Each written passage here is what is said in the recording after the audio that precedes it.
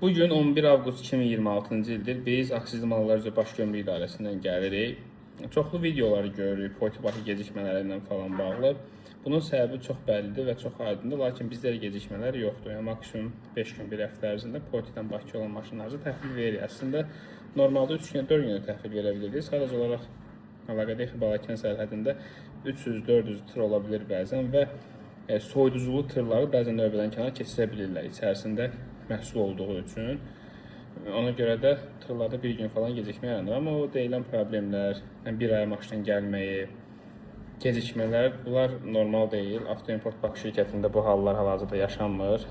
Keçən həftənin 3-cü, 4-cü günü Poyt terminalında artıq açılıb yaşı olan maşınlar hamısı Bakıdadır.